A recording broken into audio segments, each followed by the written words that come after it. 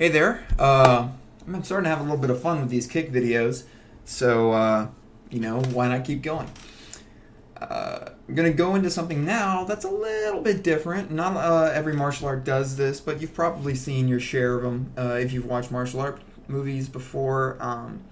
But today I'm gonna go ahead and do what's known as a crescent kick. I'm not gonna get into the Korean names for everything because that's my background. But yeah, a crescent kick. More specifically, an inside crescent kick as I was taught it. Once again, just I'm not the authority, but the way I was taught, this is what it was referred to as. So let me show you what that's all about.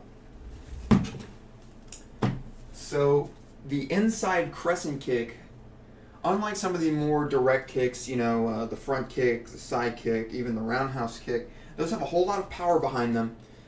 Because they rely on pretty big muscles to straighten out the knee in the case of this, roundhouse kick and the front kick.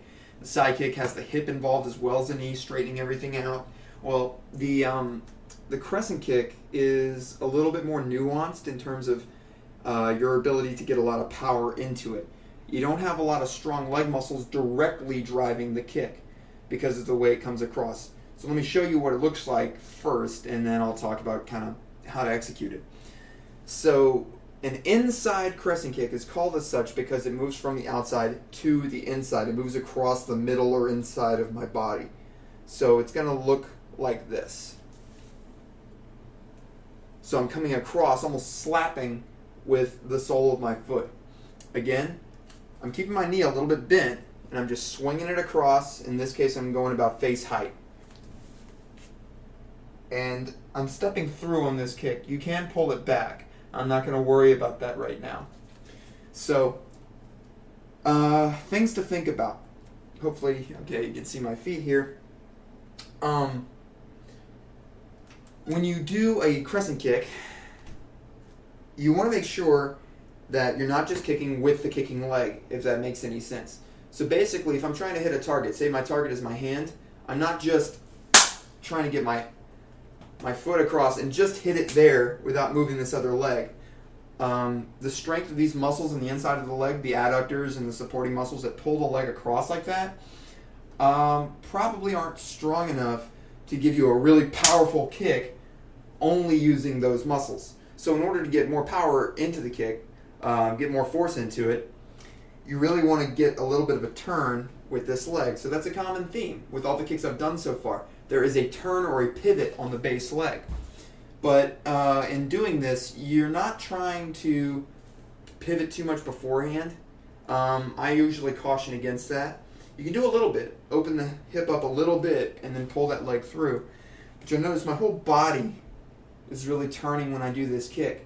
So as I come through with my crescent, this base foot is going to kind of pivot or swing through. I'm letting this guy just turn. I almost imagine I'm going to stomp on something over here on the other side of my body after I hit the target. So if I'm kicking somebody in the face, I come up here and then bring my foot back down, kind of across my body. Big thing being, you never want to step so far that you fall forward, lose your balance, or lose focus on where your target or where your focus should be. So again, I'm going to pick this knee up, not straight up like a front kick, or over like a roundhouse kick. I'm not bending to the side. I'm keeping my body upright, and I'm swinging my foot out and coming across my body from the outside to the inside. So that's why it's an inside crescent kick. Here, boom. With the other leg, same thing. This time my right leg is going to open up a little bit as I do this kick. So you notice this foot, I hop back a little bit. This foot pivoted. This hip opened up a little bit, and then really my whole pelvis turned. So it's almost like I took a big old step across this way. So if you watch my hips one more time, when I do this kick, I come across with the sole of my foot, boom, and now my hips have pivoted. So hopefully that makes some sense. If you need a drill, you saw me do it a minute ago, you can just put your hand out as a target. So if you're kicking with your left hand, you can put your right hand out, and just take it nice and slow. This may be hard to do at first. You may have to start down by your waist or even lower. Don't judge yourself too harshly. Just you start wherever you start. but you can put your hand out, bring the sole of this foot across, and hit your hand.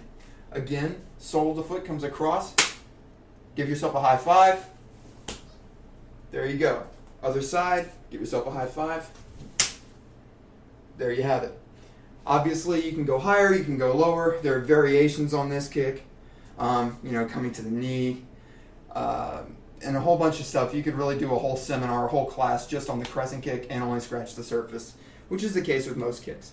But that's a basic way of looking at it. Hopefully that gives a little bit of instruction. Make sure that the hips pivot through.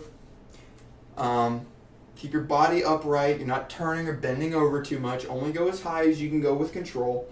Use your hand as a target if you need. Make sure you're hitting with the sole of that foot, which means you have to kind of turn that foot in a little bit.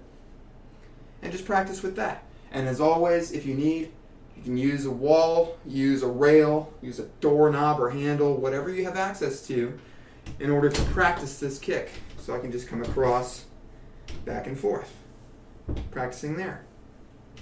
So hopefully you found that interesting, a little bit useful. But yeah, that's inside crescent kick. More videos to come. Thanks for watching.